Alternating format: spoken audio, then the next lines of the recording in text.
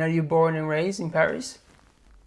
No, no, no. I'm from the countryside, in the middle of nowhere in France, Oh yeah. southwest. Um, so really far from Paris, and just I ended up there because of the studies, etc. And because all the startup ecosystem is there as well. So if you want to start a company or something, have access to engineers, this is the place to be in France. Yeah, how does a countryside boy makes into crypto? Um, yeah, that's a good question. So, um, first, um, in fact, I wanted to be a fighter pilot. So, I took my pilot's license in there. I trained to be a fighter pilot, and it ended up that I was too short. In fact, 0.5 centimeters, something like that. And I I thought was you're supposed to be short, right? Isn't that a good thing that you can fit in the cockpit or yeah, but something? I'm really short. and and You're too good, man.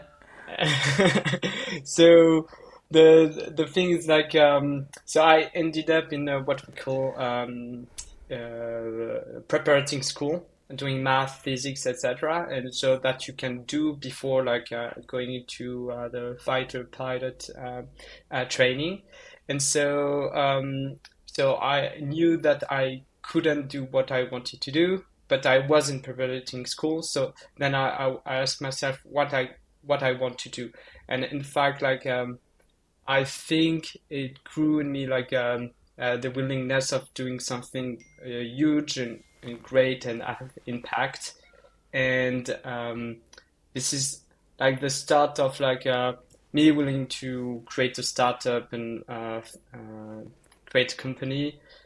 So first, it was not in the crypto sphere. So I did some side project. I had ownership in the project in the surf industry as well. I did some scrapping on different on companies on the web.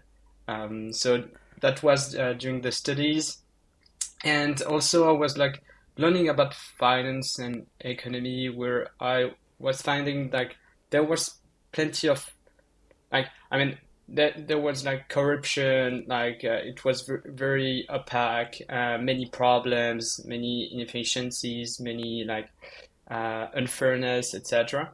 And so and during my research I found about cryptocurrencies, etc. um, I think I bought a bunch with my the little money I have at the time. I think I lost everything, basically. It was maybe during the crash of 2017, something like that. But it was amazing because I realized that um, you could program, in fact, the entire financial system, and maybe in very resilient, trustless, transparent way. And I thought that it was super powerful. So that was the moment where I started studying more and more. And then I get into first software development, doing freelance missions. Also, I entered an engineering school on AI, and yeah, statistics, sorry, etc. And so I did AI software development for as a freelancer, and then I started okay, I start learning about writing smart contracts, etc. And so I contributed to different projects such as Common Stack, Giveth, which is a crypto donation platform. On the side, just a contributor, um, and benevolent contributor. And then after I joined Claros as an intern during the studies, and I was a kind of a smart contract reviewer. And this is the moment where I really learn about finding bugs, writing smart contracts, I learned a lot during these those 6 months, and also I tried to some hackathon, etc. And I really wanted to start a project in DeFi. So maybe in the landing space, etc. And during an hackathon, this is where I met Paul. I think at the time during this hackathon, he couldn't join because he had an exam at that moment. So unfortunately, we were not part of the same team. But um, but yeah, on my side, we won the hackathon, but I was fired by the team with another guy. We were fired because they said that I was a student, so I couldn't commit on weekends, and um, so unfortunately, like I couldn't continue the project. But I think I continue to learn in the space, like about the landing space, what Aave and Compound were doing, etc. And then I think one day, like Paul called me and he said to me, "Okay, I have an idea in the landing space, um, and do you want to join?" And in fact, it was like the earliest idea of the Morpho protocol, and I was like searching for a project in the lending space, and I didn't have any project at the time, so I was like, okay, I'm down, let's go, and that was super cool. And we started like I joined core team at that moment, and we started like writing the code, etc. So that was And why super the cool. landing space in particular, from all the kind of facets of crypto? Why did you feel like the landscape was attracting you in that way? I think first is like so first like having a loan from a bank is like really uh, it's kind of if you have the good CV or resume, it's okay for you. You can like raise some debt and like buy your house or your car or whatever. And I felt that this space, like at least on the bank side, was like really opaque, and like you don't know why they agree or not on giving you the loan. And I feel that there was like a lots of things to do to reshape that into a way that is much more much fairer for users. And I really wanted to change that. I think it was the earliest thought in my head. Yeah, cool. And how did the Morpho concept come to emerge? So he called you up saying like, "Hey, I got an idea." Yeah. So for the stories, like Paul at that moment had some course on blockchain, like and distributed systems from a professor, and that professor had two ideas, in fact. So Morpho, and the second one is Mangrove, that which by the way is like a DeFi protocol that is recently launched on Polygon, I think. And Morpho was like, okay, there's an inefficiency on the in the lending space on the Aave and Compound. So there's a huge spread between the supply rate and the borrow rate. And the basic idea was like, okay, maybe we can like connect directly connect users, suppliers and borrowers, and so that you reduce that inefficiency. And at the start, it was like, okay, I think it will be easy, let's do it, etc. But we wanted something that uh, lies on the blockchain, that there is no off-chain mechanism that can fit in a block, whatever the conditions, etc. And so, in fact, we faced like many technical problems that we needed to solve. So it took like um, 1 year, I'd say, something like that, to come up to like the version that has been deployed. Yeah, I think many times that is the case where you're sort of naive when you start out. You think you have an idea of what you're supposed to do, but then you start digging, and then the more you Yeah, dig, the bigger is the hole, and it just feels like it never ends. Yeah, And yeah. did you guys bootstrap the whole thing, or did you get funding? So we get funding, just because like we didn't want to deploy a protocol without any audit. So first you need audit for that, and also there is like also the legal setup, etc. So Morpho Labs is like a French company, and there is a French association. Everything is in France, but we needed um, to like build the legal setup that work in France. So from scratch, so it cost a lot, but now it's possible. Now we have a DAO framework for a French project, so that's a cool thing, and we open source everything.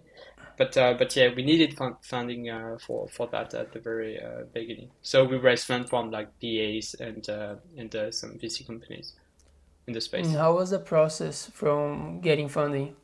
Because this is your first company, right? So I started other companies, but I never raised funds. And same for Paul. He did try like many different projects, but he never raised funds before. So it was the first time. It was not my part, to be honest. But so we rely on like one they call them an incubator that was called ADCA that has like the network at the very beginning, and that they did the mini intro to some funds like Semantic, Nascent, etc. And so and Semantic and Nascent were very helpful at the very beginning, like also Cherry, etc. So in fact, they open the network, and then after, when you have access to the network, just need to grind and try to have the like the you have the inner circle, so you need to expand your network via the VC companies that you already have. I imagine that it could be a bit stressful hiring other money and trying to make sure the protocol gets shipped and that it works properly Yeah, and it doesn't get so I hacked. remember like um, so I think we start. So it was a bit the I think it was 2021 something like that. So it was like a DeFi frenzy. Like every project were launching, like doing like liquidity mining, whatever, and every project were like doing security reviews. So when I was checking the different audit companies, like the timeline were okay. We have we can only book in 6 months, something like that. And so at the time, like we had a few ideas, a code that was not working at all, a nice front end, something. I mean, you get the picture, and I think we booked 12 bits 6 months in advance, and it was like 200K. But before like taking that decision, we were like, should we do that? If we don't, like maybe we'll lose like 6 months of development, because like if we wait for the thing to be completed, then it would be too late. And I mean, it was a very hard decision because it was the first time we had as much as money as we had at that moment, and we needed to take like to say, okay, 1/5 of the fundraising will go there, and maybe we won't be in time or whatever. We don't know how it will be. How we will handle the thing, and yeah, it was kind of stressful, but we take the decision, we took the risk, and it was really worth it. Yeah, I imagine it'd be really stressful to spend that much money in advance and not knowing if you're gonna be in a stage to actually go through Yeah. the audit. Was it very last minute? Did you guys have a lot of spare time? No. Yeah. Yeah, to be honest, yeah. And we did a bunch of audit before, but like we've not like that were with companies that were not considered like tier one at the time. Um, so it was like good feedback on the code base before that audit, but for sure we were not ready at all. And yeah, I think we learned a lot from that first episode. And also, what we did is like we did a big boot camp with the whole company at that moment, like like a big hackathon. Like I think uh, yeah, we booked like a 1 month Airbnb in the countryside, and like I would say like everyone that wants to join, you can join. If you don't want, that's fine. But if you join, like we'll work very very hard, and it was really really intense. And the thing is like the month was dedicated to focus entirely on like receiving the audit, fixing the issues, and then shipping the protocol. And because it was super intense, like everyone was like, okay, let's do it. It creates something that was super powerful, and I think it really helped us like shipping that and being on time, and it was really really great, really really Yeah, that cool. sounds so cool. I bet you would create a lot of bonding like this as well, right? Just Yeah, yeah, on yeah. that Like those lots intense of people circumstances. remember that moment like okay, it was super cool. And like each time we release a new protocol or like um, we want to ship something and there's like a hard deadline before an audit, something like that, we like to do that kind of thing, like a big boot camp. I don't know if it's sustainable on the long term because the bigger we are, the more money it costs you to the company. But at least it was really really great at that. It was really great. Yeah, I imagine so. I imagine it'd be super fun as well when you have everyone in it and everyone is kind of like living in the same reality on the same boat. Yeah, That sounds like it'd be a way better to get alignment in the company and trying to just create a yeah. sense of Everyone community that is breathing Morpho at that moment. So it's really really cool. But of course, like it's also draining a lot of energy. So you can't do that for a year or something like that. Like after, like people want you to rest, etc. Take some time outside the Morpho labs because just like it's super exhausting. yeah, yeah, for sure. I imagine you need a few weeks of break after going that hard for, a month or something. Yeah. On our side, like And core team, we don't really take break, but because maybe it's kind of a drag, but yeah, I agree. but what is Morpho in the first place? So yeah, there's two version now of Morpho. In fact, maybe for the little story, what's called Morpho is like Morpho is a butterfly. So first it's it's a caterpillar. Then it's evolved in the chrysalis, and then it metamorphoses into a great butterfly. And that was the initial storytelling. And the first version, like that we call Morph Optimizer, was where the caterpillars were in fact realized that there was an inefficiency in the landing protocol at that time, and then um, the goal of those optimizers were to fill that gap and fill that inefficiency, fix that, and also prove that Morpho Labs is capable of like shipping a project that can bring hundreds of millions or even billion into the protocol, that can ship like safe protocols and that are usable and used by users, and also answering real needs. So that's what really the first version was is doing. And then the second version is like taking the so we've spent 2 years building Morpho optimizers and like maintaining them. And so it's at the same time like the third largest lending protocol on Ethereum, but also it's like the biggest users on those almost the biggest users of those underlying lending protocols. So we learned a lot on both sides, like how to build the landing protocol and how to integrate the landing protocol and what are the limits, what are the inefficiencies, what are the risks of like building on top of the existing landing platforms.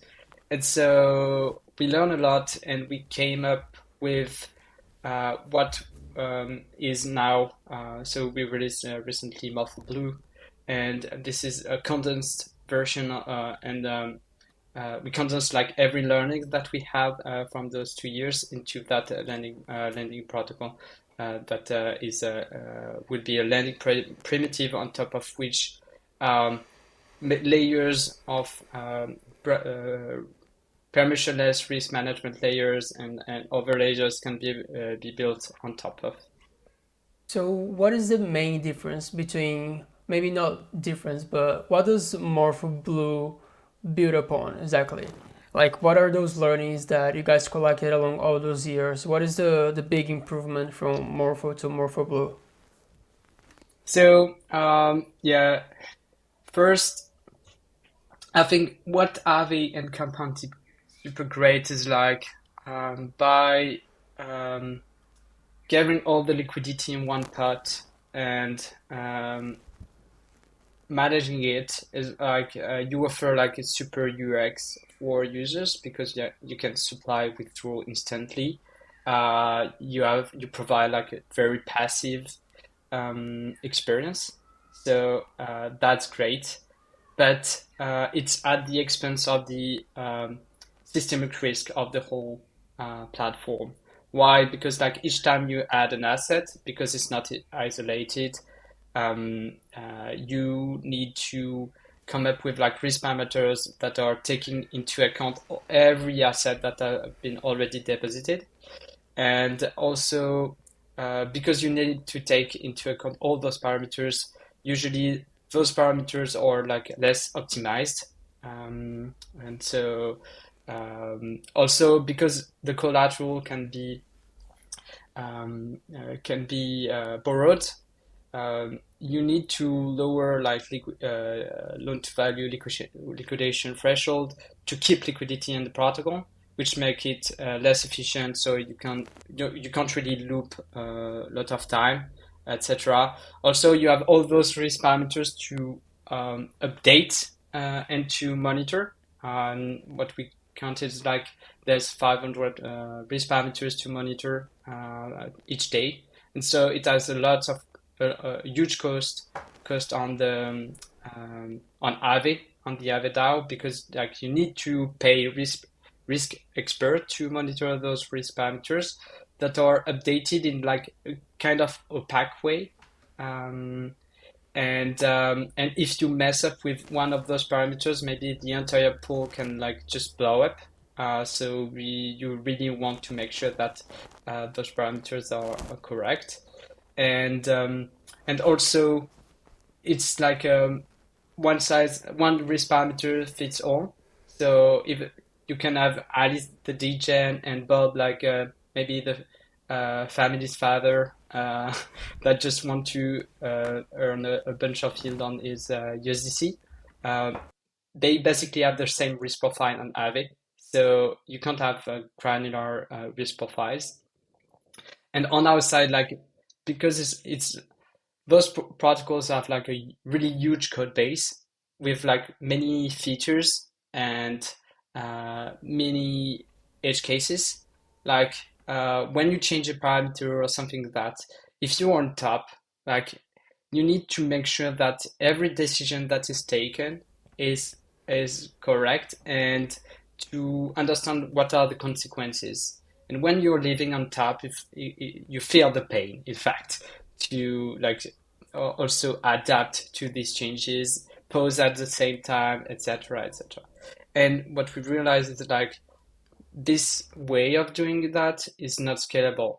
It's if at some point if you add too many assets, it will blow up. Of Also on our side, like we didn't want to monitor everything. We want to sleep well at night, etc. So that might be another argument. But we realize all those things, and what we decided to do is like to have really a primitive that is like dedicated to only doing the accounting, and then externalize the risk management to another layer on top. And that if decisions are taken on that layer on top, it does not affect the primitive. And so, and really writing that primitive in a way that it's built to be built on top, and that is clearly trustless, that can't be upgraded. There's no risk parameter that can be updated from one day to another. And so that is like a much more reliable, and that is agnostic to any dependency or whatever. And this is really what we wanted to do with that version. And how did you guys decouple one of the other one? Yeah. So how Morpho Blue works is like basically, it's like you can permissionlessly create any market that you want, and you specify so one collateral asset, one loan asset, um, one oracle, and one interest rate model, and also one risk parameters, which is like the what we call the LLTV, which basically tells you like how much you can borrow against your collateral.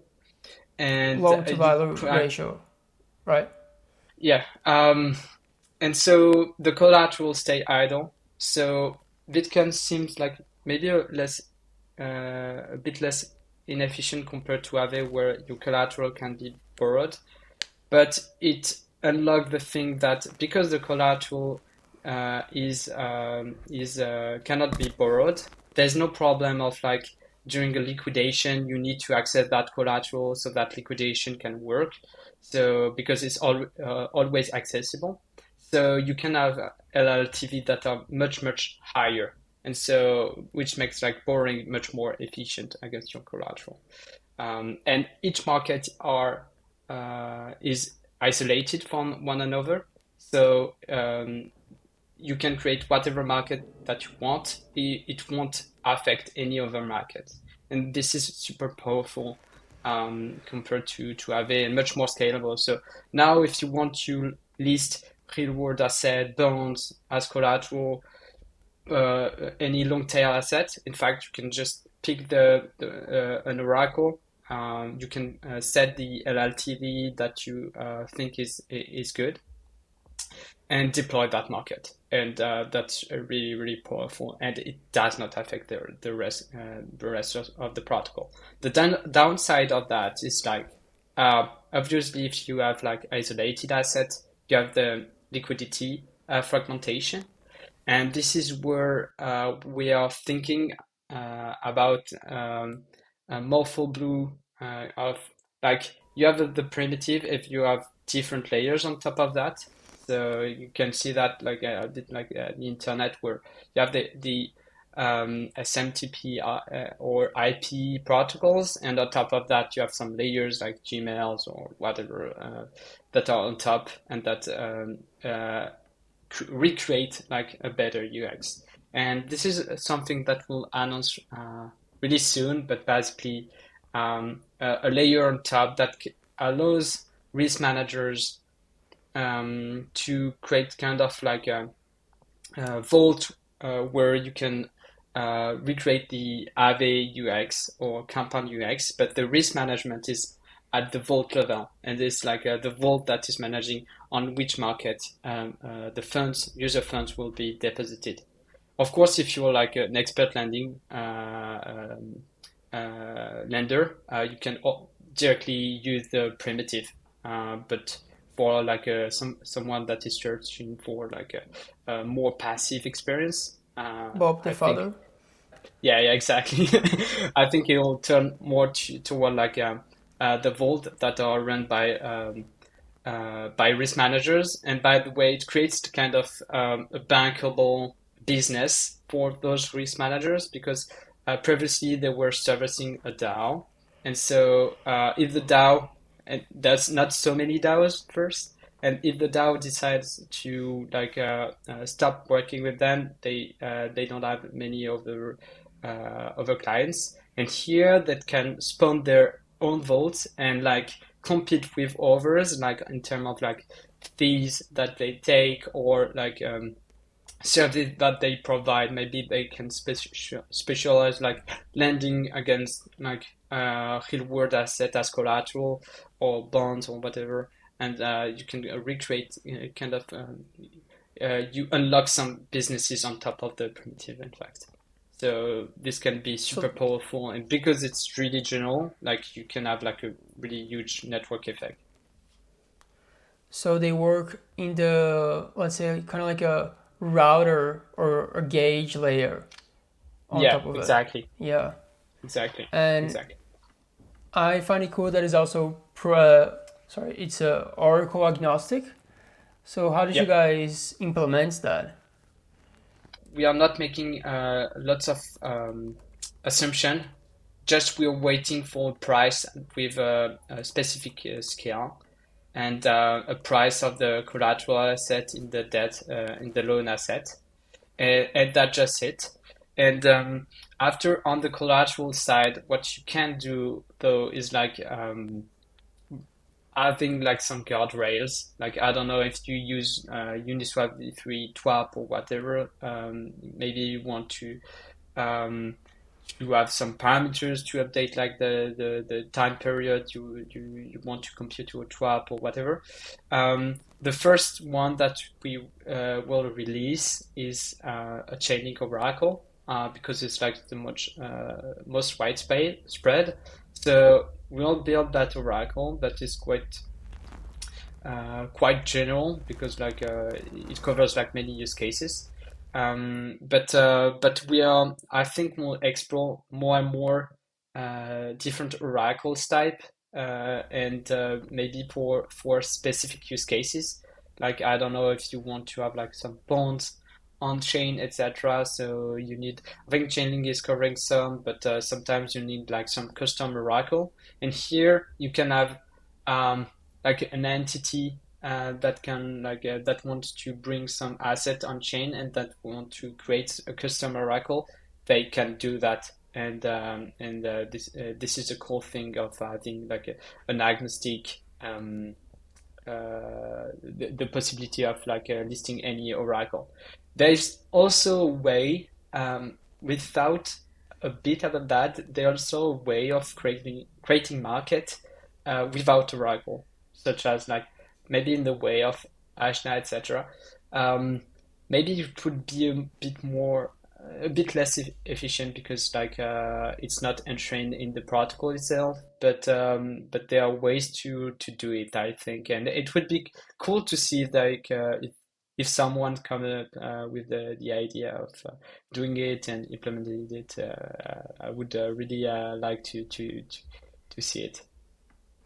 Yeah, that would be cool.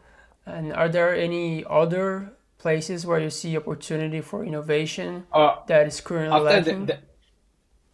there are plenty of innovation top of Blue because it's very general. Like you can create many strategies, like many different vaults. Also, there are cool things like there's a free flash loan that would tap into the whole liquidity of the protocol, so not only one market. So I think you can like allow um, users, liquidators, etc., to have access to a lot of liquidity, and it's super efficient. Also, we have like some callbacks that can like during a liquidation, you don't really need to have like the loan asset. You can just get the collateral, swap it, and then repay. And we have that on the supply and supply collateral as well. So you can instantly leverage your position with just a swap and with no flash loan. So that's a cool thing. So I think it will also unlock like many use cases on top of Blue. I think, as I say, like because it's very general, like it creates the opportunity to create a vault on top of that and to aggregate liquidity users. But also, I think it's really way more. way easier than previously to create like um, stable rate protocols on top of Morpho because it's much more like everything is like um, permissionless and also trustless. So no owner, the owner cannot modify a market. So like you remove lots of trust assumptions, and I think it will really ease like the developer experience for building like new solutions on top of Blue. So yeah, stable rate, leverage strategies, all those kind of things will be much easier. And you mentioned that there's not a lot of trust assumptions, there's a governance minimized. What does that Yeah, mean in practical terms? What can you guys change? What can you guys not change? So let's say on yeah, a ruggability scale from like 0 to 10, where does Morpho fall? yeah. So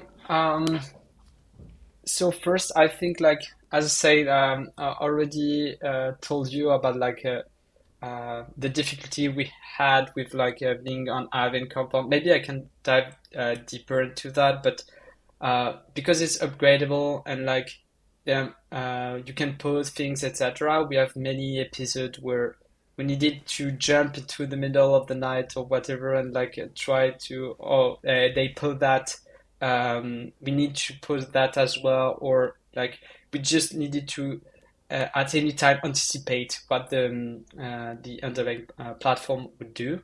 And it like some events happen. Like I remember Compound upgraded their Oracle, but it was failing on the ETH asset because like the CETH is a little bit different from the other C tokens, and basically it forced the Compound protocol for a week, or at least all users that had some ETH as collateral, and obviously like the Compound optimizer had some ETH as collateral. So basically, our protocol was frozen for a week just because the undirected protocol did a mistake.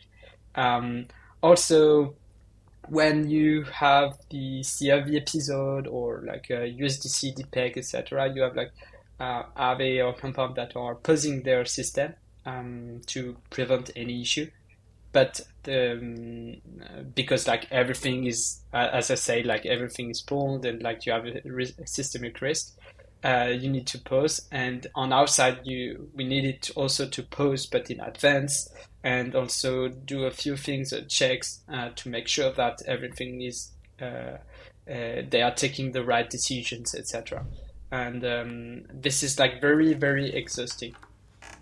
So, to what was the question already? I don't remember exactly.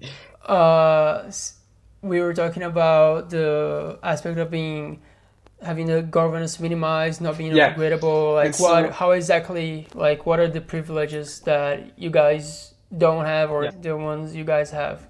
we think that we just need to reduce the maximum the governance power to make like the life of like builders on top very uh, uh, like easier. And so what the DAO can do, like as I said, it can enable interest rate models, enable LLTVs. If it's not enabled, you can't choose whatever LLTVs and whatever interest rate model. It can set the fee recipient. So the fee recipient is global, and it can set the fee. And the fee is per market.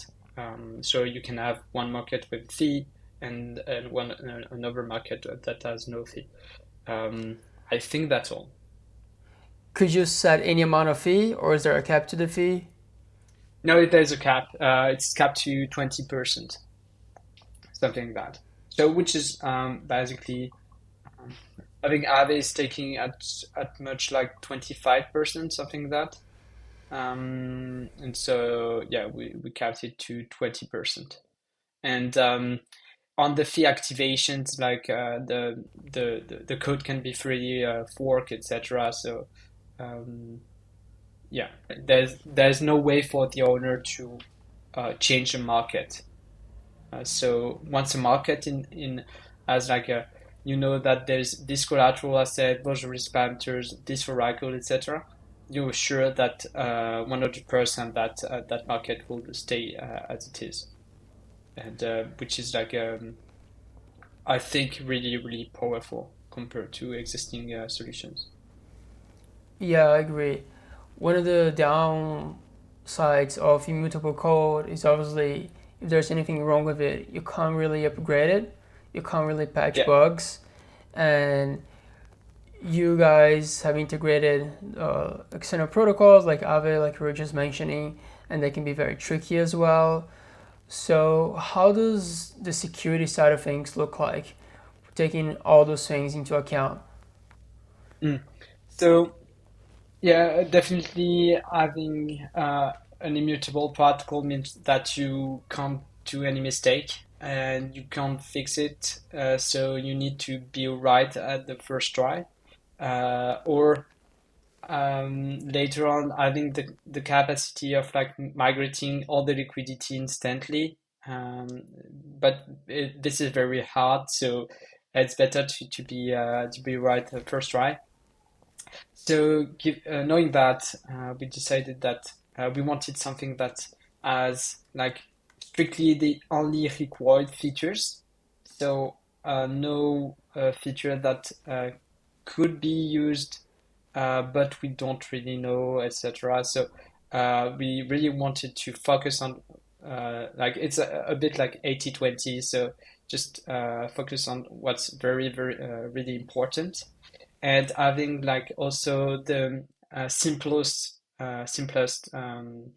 code base for the primitive at least, and after for layers on top you can have like some more complexity because like you isolate the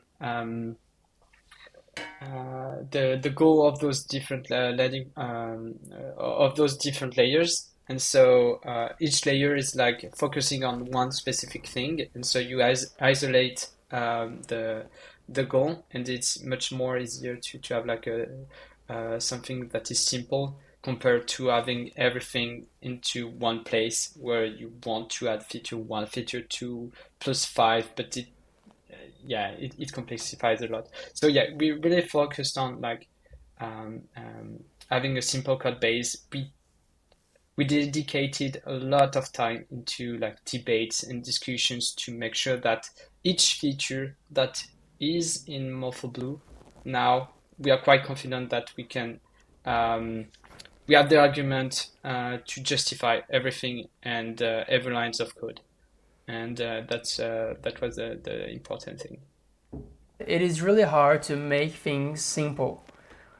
It's deceptively hard to try and pack the functionality that you want in the most succinct way, right? I imagine you have to go through many rounds of rewriting things until you get them right. Yeah, I I I don't know how many hours we spend like just debating,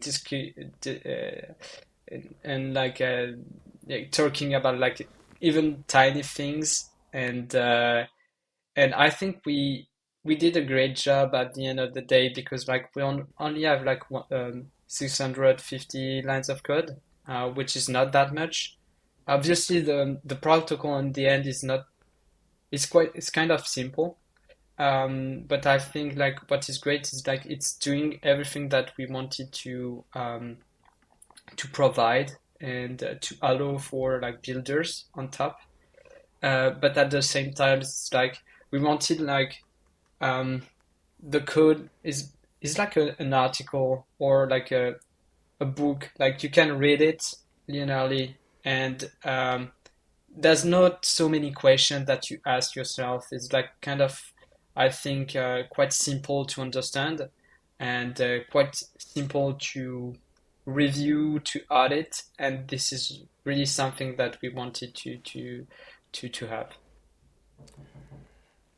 So, through those discussions, I imagine you guys went through many internal security reviews, but it is a bit hard to conduct the internal security review because you have all this bias. So, how do you go about running that sort of thing? So, so first we have in fact, we have two teams. We have the on-chain team that I'm leading and the protocol team that is more research focused. And so each time we ship, so first, um, every contract that we ship are reviewed by everyone in the team that can like code in Solidity, obviously.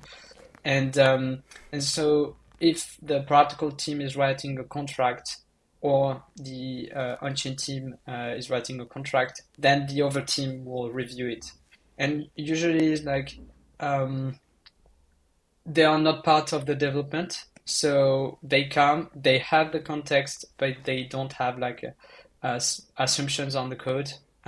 So it's kind of a red team, internal red team. So that's kind of really cool to spot early bugs.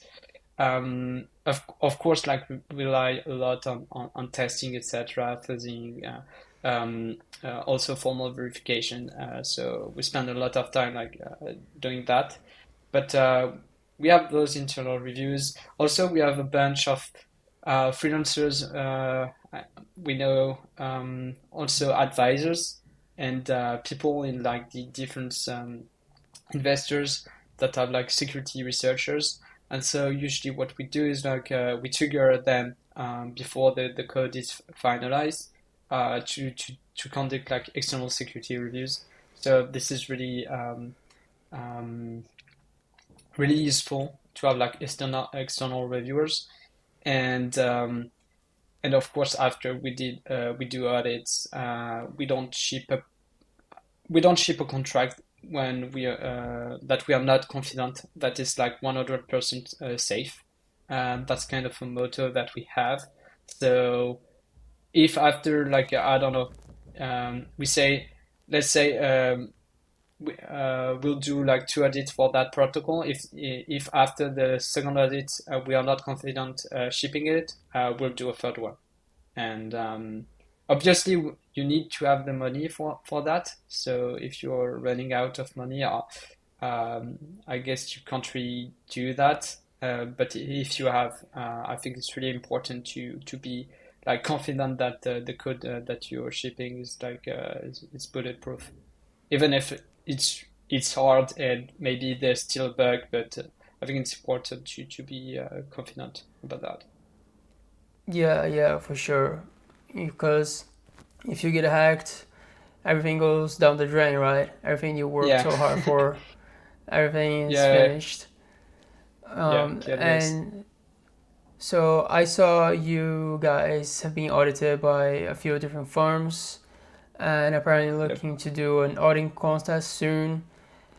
Do you Yeah, guys maybe. ever work with like solo auditors? How does the layering of security look like for you? Um, so we did not try solo editors, but as I said, like we have many advisors. So it's kind of solo editors. But definitely, um, I think we'll try. So on my side, like I really think. So what I wanted to do is like we work with many different audit companies, and I really wanted to have like a kind of a mental benchmark of what the level of the different audit companies, what the level of the teams, and uh, what how that audit companies how it is working, what's compared to the other one, etc. So now I have that mental model in my head, so it's quite powerful to be honest. And what we do is like as I say, like uh, usually we spend a lot in the design process first. I think it's really important because like most of the time, if you don't add all the features that you have in mind, first you reduce a lot the attack surface of your contract. And this is one thing I think is neglected in the space is like um, we may see we may see too much the smart contract as like web to product, like web to websites, where you can like add a button there, add a button there, like I don't know, like plenty of features, then even if it's not used, and then like the complexity grows exponentially because of that, and then you end up with like a small mistake that just break everything, and in general like dumb things like reentrancy or whatever. And so I think first like spending a lot of time like in the on the design, like removing all the features that aren't needed, or that may be needed but are not really asked. Maybe it's cool for V2 and just wait for the feedback on the V1, but let's not introduce them in the V1. So design first, and then after, of course, like writing with like unit tests, integration tests, um, also environments, fuzzing. We do also formal verification. So that's cool if you have like a math guy that can do it. It's really powerful, really strong to at least make sure that some environments are not broken. So it's quite important as well. And then after internal reviews, I make sure that every developers in the company has reviewed every single contract that are shipped, and I think it's really really important to have that, because the more you ship, the more contract you have, the more maintenance you need also for some of those contracts, and if people uh, go change from one company to another, etc. You lose like the knowledge. So I want to make sure that every person that enters Morpho Labs like has reviewed every single contract that have been shipped, and will review every contract that will be shipped. I think it's really really important to build um, that capital of knowledge. And so we have all those internal and external reviews, and then after, once we are confident that the code is kind of frozen, etc., we go for audits. Usually we do multiple audits sequentially so that we can iterate, collect feedbacks, and do the fixes and do the second audits, etc., etc. And for each protocol, we did like about 2 or 3 audits at least. Um, and for Blue, so right now we are working with. We've been working a lot with Spurbit because I really enjoy working with them. They have a really really strong team. So we also are working with OpenZip right now, and yeah, we are. I think we'll do a contest in November. I think it will be really great. Big announcement. So I won't say any alpha for now, but we are preparing something cool. So and it will be the first time that we'll do an audit contest. This is something I wanted to do, but it's been months that we didn't ship anything. So now I've the the opportunity to try the contest. I think it would be really cool. Yeah, I think that all those layers of security guys have, it's like amazing. It's pretty much the security dream pipeline. You get many audits, you only ship when you feel like it's really solid, and you have the luxury to make sure that you hire the best people to do it. And yeah, that's pretty cool.